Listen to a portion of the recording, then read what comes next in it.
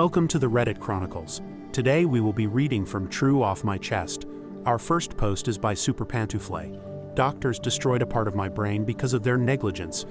I will never get it back. 10 years ago, I was 15 years old.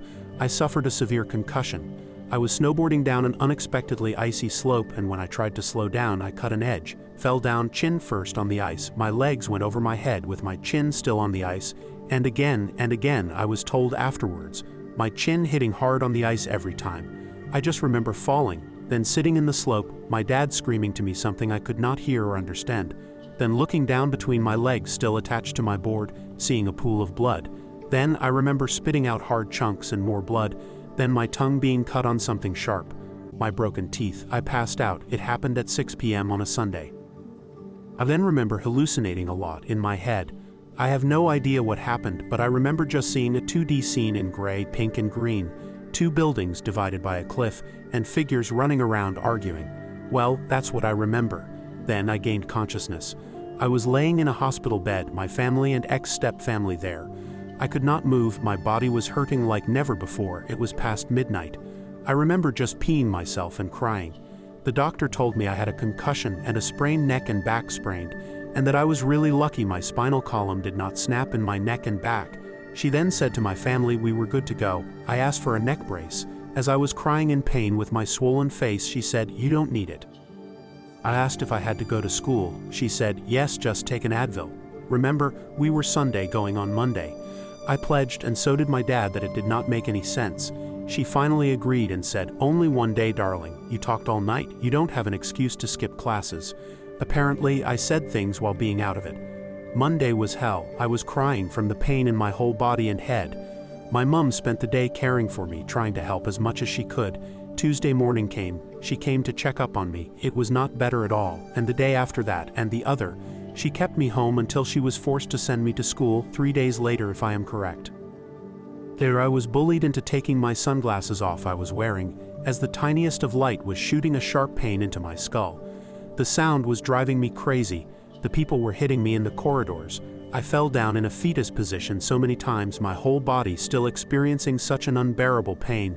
My physical ed teacher, bless his heart, saw me, asked me what was up, and straight up said, "You are dismissed from now on until the end of the year. No way in hell I will ever allow you back in my gym." A month later, still in pain, I received a phone call. I was miserable, trying to endure this nightmare while preparing for the finals, as I was graduating high school Canada version. "Hi, this is Ms. Good, doctor from the Brain Trauma Division of another hospital specialized in brain traumas injuries hospital. I was sent your file from Medical Negligent Hospital. Can you answer a few questions for me?" I then proceeded to tell her through her questions every symptoms I've had and still had, the degree of pain, etc. "Okay, so you are still in a complete dark room with absolutely no light, no sound, no phone or anything, right? And have been since then, correct?" I answered, "No, not at all." And all of the above I just wrote down. There's a moment of silence, followed by, "Excuse me, Miss Super Pantoufle. I'll be right back." Unfortunately, there was nothing they could do. It was too late. I was then told that hopefully the damage would resolve, but it never did. Because of one negligent doctor, I permanently lost my short-term memory capacities and have neurological pain daily from my head to my toes. I cannot read anymore. I have to use special programs to help me write or read. I have immense difficulties remembering what people say to me. Some days are worse than others, like asking people their names 4 times, as I don't remember asking it when I did, literally 10 seconds or less before. Some days I cannot move, it hurts too much. But I know it is not because I have hurt myself. It is just my brain sending me signals that I am. I was born with neurological differences, I will say, but the tests before and the tests afterwards were clear. My brain was damaged beyond repair. It has been 10 years. 10 years I have immense hatred and anger towards a doctor, a woman, a human who vowed to protect and help others every single day. 10 years that I have lost things I didn't even took the time to appreciate as I should have, because now that it is gone, I know how precious these things were.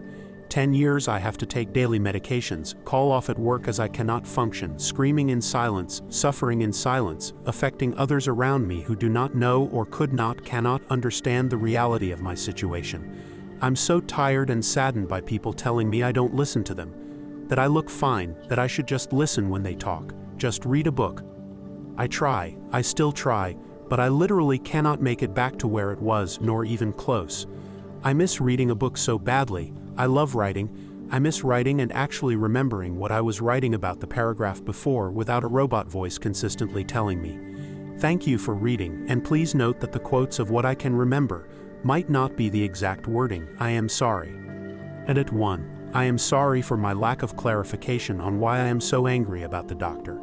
If they would have treated me correctly and not been negligent, my brain injuries would have had healed to a certain degree, if not completely. I needed to be isolated in a dark room without any light or sound for a month. That's why the other doctor called me after a month to check if it should be more than one. I am sorry. Edit 2. I am forbidden to snowboard ever again, and I have not. I live in the mountains, so I have been doing ski and snowboard since I could walk. It has been 10 years I haven't. I have to avoid any sport that put me at risk for the rest of my life now. Sorry for the lack of explanations. Edit number 3. I am trying to read all your comments as much as I can. I am crying from reading your kind comments and your own stories. You all are strong and amazing people. Thank you. Our next post is by Throwaway. My student just got straight A's and I couldn't help crying. I started teaching in a high school last year. It was the end of the year, and just a few weeks were remaining for the final exam. There was this one kid in the class who mostly kept to himself and barely talked with anyone. He would regularly come late or skip the class. I asked a classmate of his who he seemed to be comfortable talking with about him. His classmate was hesitant at first, but later told me that the reason he is absent or comes late is because he hangs out with a wrong group of friends. Now the reason I got curious about him is that I saw potential in him. I knew if guided well, he can do pretty great. I don't know how to describe it. It is like a teacher's intuition or something. Those who teach might understand what I am saying. Eventually, the exams arrived. As expected, he failed in my test. I asked him to talk to me after the class.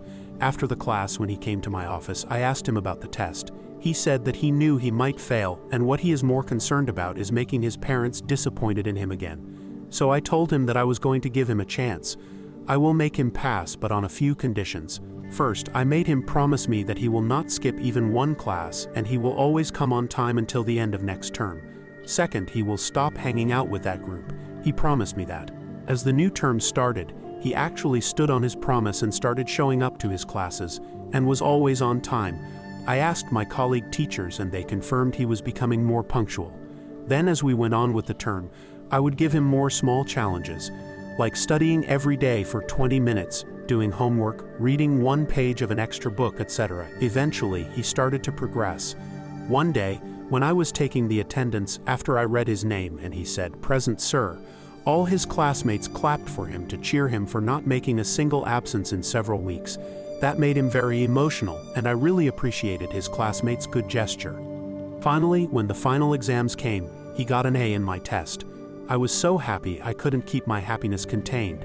After receiving his final exams result, he came to my office. When I was leaving my office, I saw him waiting outside of my office. He showed me his results and told me he got an A in all his tests, and I could see he was really emotional. He told me that I gave him hope to be a better person, and made him believe in himself. He told me that he will always remember how I made him believe he could do anything he wanted. He then thanked me and hugged me and then left. I went back into my office and I started crying. They were tears of joy. I saw myself in him. I used to be in the same situation as him when I was his age, and it was my father who showed me the way. I was glad I was able to do the same for him. Now I wish he gets to join his dream college and be successful in his future. Thank you for listening to the Reddit Chronicles. Follow for more content.